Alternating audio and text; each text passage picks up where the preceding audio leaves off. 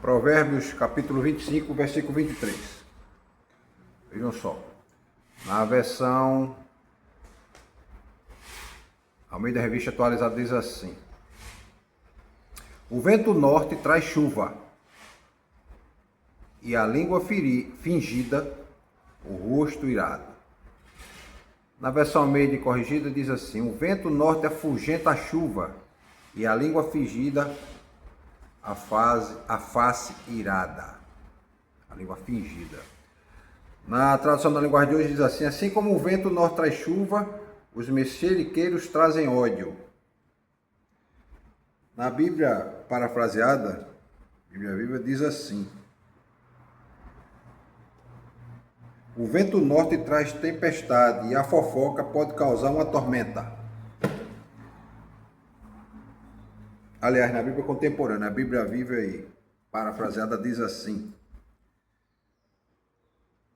como o vento norte traz a chuva, assim uma resposta atrevida sempre deixa uma pessoa com raiva.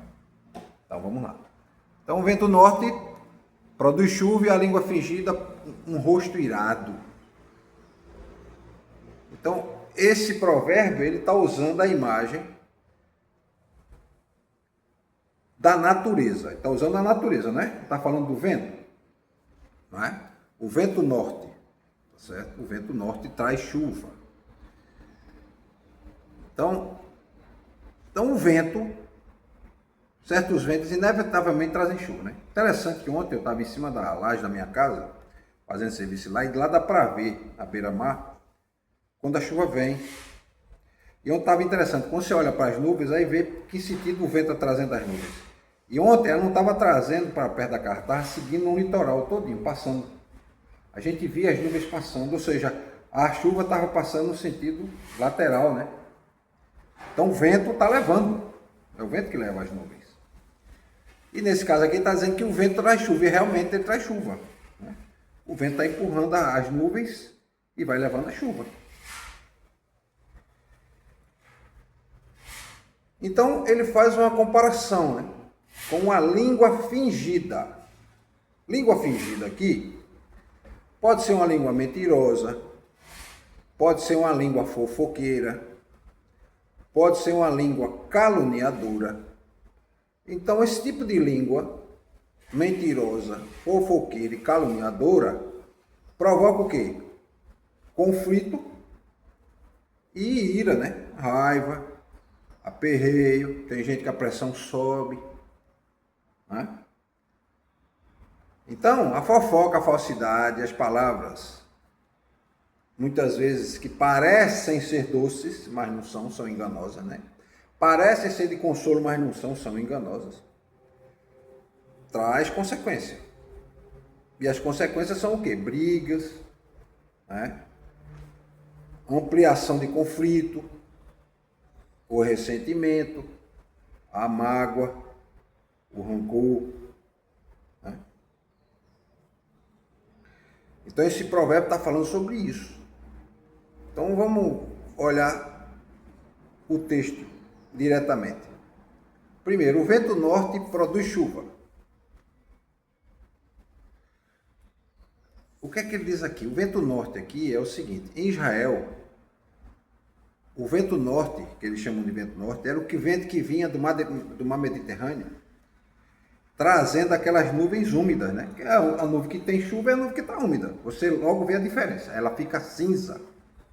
A nuvem que vem com chuva, ela fica cinza. E quanto mais escura ela está, mais cheia d'água ela está, né? Quando você vê a nuvem bem branquinha, né, você nota que não é chuva. A gente está vendo que o céu está com nuvem, mas está vendo chuva, né? Se a gente começar a ver nuvem no horizonte, começar a ficar escuro o horizonte, né? E na beira do mar a gente vê mesmo, é interessante. Está tudo claro, de repente vai começando a escurecer e a cor da água, por conta do reflexo, né, das nuvens, muda de cor. E fica tudo escuro, né? Enquanto que a cor da água parece ser azulzinha, daqui a pouco ela começa a ficar cinza, vai mudando de cor. Por conta do reflexo da luz, né, das nuvens. O reflexo das nuvens, né, aquela cor. Então, quando a pessoa vê esse vento norte, ele sabe que depois não vai ter surpresa, porque vai ter chuva. Ontem eu estava em cima consertando minha caixa d'água, eu disse, olha irmão, vamos correr para fechar, tá vindo chuva. Mas depois a gente olhou atentamente, a chuva não estava vindo em direção da casa, estava passando no sentido lateral. Às vezes ela passa no sentido diagonal, né? Você vê ela passando, a gente olha para as nuvens e vê as nuvens, o sentido das nuvens. Né? Então não há surpresa, né? Quando você vê as nuvens carregadas, você sabe que vai ter chuva. E a questão da língua? Vamos lá. Alguém que distorce fato, alguém que semeia intriga, isso tem dentro da igreja, não precisa a gente ficar aqui tentando romantizar, achar que na igreja não tem isso, pelo contrário, né? Tem, e muito, né? Pessoas que ficam falando falsamente, né? Na sua frente fala uma coisa, na frente, por trás fala outra. É aquilo que eu sempre brinco, né? Que o prato principal de muitos crentes, o café da manhã, no almoço e na janta, é falar mal do pastor, por exemplo, falar mal da igreja, falar mal dos irmãos, falar mal de alguém. Então, essa pessoa semeia intriga. Como, pastor? Semeia intriga e gera uma falsa imagem daquela pessoa até na cabeça dos filhos que estão ali, que estão escutando aquela história. E se alguém fala mal do outro, ele está semeando essa imagem distorcida da pessoa. Aí quando a pessoa sabe, a reação inevitável é o quê? É ficar com muita raiva. E até irado. Né? Até irado. E essa é uma reação que é inevitável, né? As pessoas ficarem com raiva e iradas. Porque ela descobre que está sendo caluniada, está sendo enganada. Então, do mesmo jeito que o vento traz chuva, né, irmãos Venal?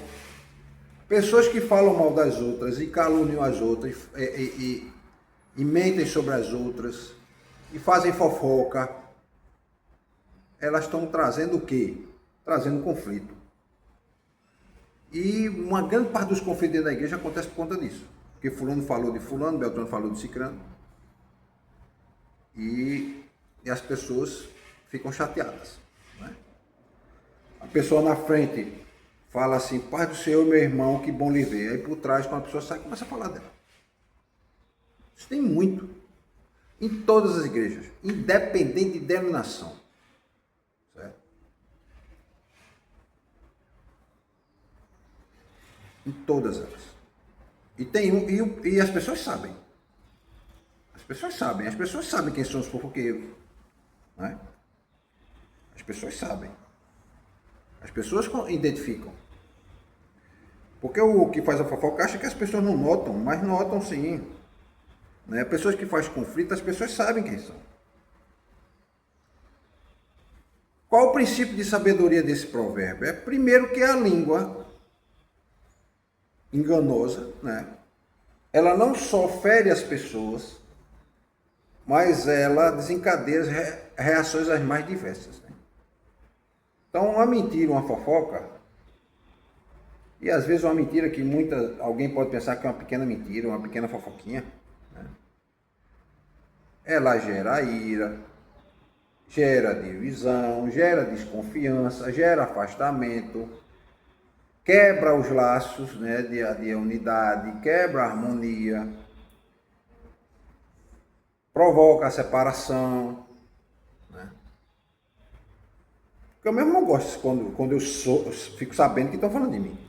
E quando é mentira. Né? E as pessoas pensam que o pastor não fica sabendo, mas fica, né? Pensa que as pessoas não sabem, mas fica sabendo. Você fala dentro da sua casa e as paredes têm ouvidos e a coisa sai. E aí chega diante de você que as pessoas falam de você. Né? Eu até brinco com meus irmãos, pastores, colegas, digo, rapaz, se a gente se baseasse naquilo que falam de nós, a gente não passava nem na porta da igreja. Passava nem na porta da igreja. Mas como o foco nosso tem que ser o reino, né? O foco é Cristo, a gente continua. Né? Pregando, ensinando, orientando. Muitas vezes está ali numa sala de escola dominical, num culto que você está pregando, aquela pessoa que criou aquela história contra você. Né? Vou contar um caso rápido aqui de uma igreja, que aconteceu o seguinte: o pastor viu que a igreja estava com uma dívida. A igreja tinha uma dívida e não tinha condição de pagar. Estava pagando juros muito altos, que estava com empréstimo e não podia pagar a dívida. Esse pastor, ele tinha um apartamento. Ele pegou o apartamento, vendeu o apartamento e deu o dinheiro para a igreja pagar a dívida. Só que os irmãos da diretoria cometeram um ato dizendo que o pastor estava emprestando dinheiro para a igreja. E não era empréstimo, era dado. Aí, conversando comigo, eu disse assim: olha, o que deviam ter feito era o seguinte: doação anônima, registra como doação anônima, e a diretoria diz: olha, teve um irmão que fez uma doação, né, e ele não quer que se identifique. É um direito da pessoa. Mas não, foi dizer que o pastor fez empréstimo. Sabe o que foi que um irmão e um outro irmão inventou? Que o pastor estava emprestando dinheiro a juros para a igreja. E ele estava dando dinheiro. E isso deu uma confusão, porque isso rodou em grupo de WhatsApp, isso foi maior, né? Teve que se fazer reunião. Eu disse assim, rapaz, como é que o pessoal faz uma coisa dessa? Ao invés de dizer, olha gente, é uma doação para pagar essa dívida e a pessoa não quer que diga quem é. Pronto, eu mesmo diria, eu dei o dinheiro e não sou obrigado a dizer, olha meus irmãos, foi uma doação anônima, a tesoureira registra aí, sabe quem é, o diácono sabe quem é, ou a diretoria sabe quem é, mas não, a pessoa disse que não quer se declarar. Pronto, acabou a conversa. Não tem que estar explicando com muito detalhe as coisas. Pronto, os irmãos não estão dizendo que foi anônimo, foi, pronto, acabou. E aí a irmã e o irmão começaram a caluniar o pastor, chegaram a ponto de dizer que o pastor estava querendo ganhar dinheiro em cima da igreja, quando ele estava querendo ajudar, né? Por isso que eu falo para as igrejas, para os pastores que eu dou assessoria, que eles coloquem cláusulas nos estatutos que se o irmão começar a caluniar o outro lá dentro da igreja, ele não precisa ir para a justiça, porque a calúnia, a difamação está lá no Código Penal. Ele coloque lá que ele pode ser disciplinado até ser desligado da membresia da igreja. Porque tipo de gente assim, é melhor você não ter perto de você. Porque é o tipo de gente que ele cria uma confusão por nada. E isso gerou uma celeuma dentro da igreja. Criou uma celeuma dentro da igreja. Né? Então, a questão da língua. Né? A questão da língua, a questão da fofoca. E o indivíduo estava fazendo bem, hein? Eu até disse assim, eu não faria isso, eu não daria, não. Eu ia fazer a igreja pagar. Os irmãos tomar consciência que eles têm que investir. A igreja assumiu o compromisso e a responsabilidade é deles. Mas ele quis ajudar, tudo bem. Né? Aqui eu já tive um irmão aqui que chegou e queria pagar uma dívida aqui da igreja. E eu disse a ele que não. Ele disse, não pastor, eu assumo tudo. Eu digo, não senhor. Quem tem que assumir é a igreja, não é um irmão. Os irmãos têm que acabar, as igrejas, não é uma igreja, eu estou falando só daqui, as igrejas têm que acabar com essa história, que muitas vezes aparece um abnegado para ajudar e o pessoal fica viciado naquela pessoa. Ai, vamos pedir a fulano que ele ajuda. Ai, vamos pedir a fulano que ele tem dinheiro. Ai, vamos pedir a fulano que não sei o quê. E às vezes acontece muito isso. Infelizmente é do ser humano. Né? E a igreja tem que acabar com essas coisas. Então, o resultado foi a fofoca. O resultado dessa confusão foi por causa de uma fofoca. Entendeu?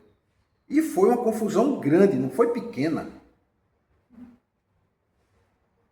Entendeu? Um grupo se levantou dizendo que ia tirar o pastor da igreja.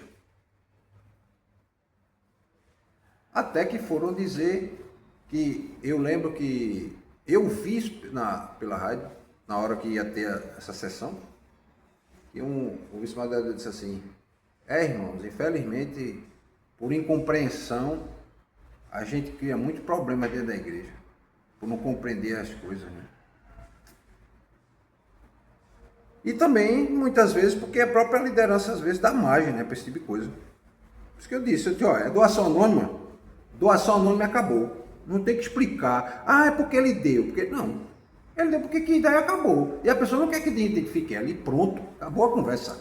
Não tem que explicar mais. Certo? Deu entrada, tá? O dia que está comprovado que entrou, tá. O tesoureiro viu que o diretor viu, o pastor diretor, o diácono viu, tal. A diretoria sabe. Quando há uma doação dessa, é importante assinar um documento de confidencialidade. Porque os irmãos muitas vezes só entendem quando se assina, bota a assinatura dele no documento e o documento diz: se você vazar essa informação, você vai ser responsável por ela. Vazar essa informação, né? Então, na vida pessoal, a gente tem que evitar as mentiras, as fofocas, né? A gente tem que falar a verdade. Né? A fofoca corrói a confiança dentro da igreja, destrói as amizades, né? Já é conflito. Tá certo? E aqui já teve problema por conta disso. As pessoas vieram conversar comigo. Por conta de fofoca. É tanto que quando vem falar de outra pessoa, eu já não quero saber. Só se for assunto que envolva aquilo que está se falando, né? Mas é aquela história, pastor se ouviu, pronto. Quando a pessoa vem, viu o quê? Não, deixa pra lá, entendeu? Eu lembro de um caso aqui na igreja que teve um vídeo que saiu num grupo, um vídeo inapropriado, a pessoa botou, enganado e tal. Aí teve um indivíduo que veio perguntar a mim: pastor, essa pessoa não vai ser disciplinada não? Oxe, disciplinada por quê? Porque ela postou um vídeo dela beijando o próprio marido, o marido beijando ela. O vídeo é inapropriado, mas é problema aí, é problema deles. O que vai acontecer no máximo aí é a vergonha, né? Que passa delas as pessoas verem isso. Mas não tem pecado nenhum. Mas a pessoa já ficou logo querendo julgar e já querendo, entendeu? Aí quando você vai ver a vida da pessoa, aquele que gosta de julgar, e gosta de querer condenar, e gosta de usar a forca e a guilhotina na cabeça e no pescoço dos outros, é cheio de problema. Não aguenta 5 minutos de escrutínio na vida dele. Não aguenta 5 minutos. Se você fizer um levantamento da vida dele, você vê que a vida é toda errada. Então, meus irmãos, a gente tem que ter esse cuidado, tá certo? A liderança tem que ser vigilante, tem que vigiar. Não pode alimentar essas fofocas, alimentar essas conversas. Né? Porque é aquilo que o provérbio diz, né? O vento traz a chuva, ou seja, essas palavras trazem o que? Tempestade. Né?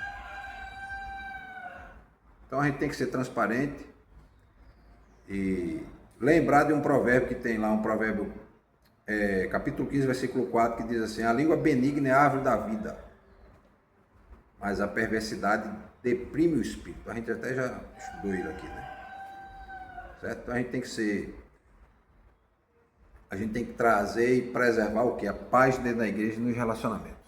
Amém? Amém.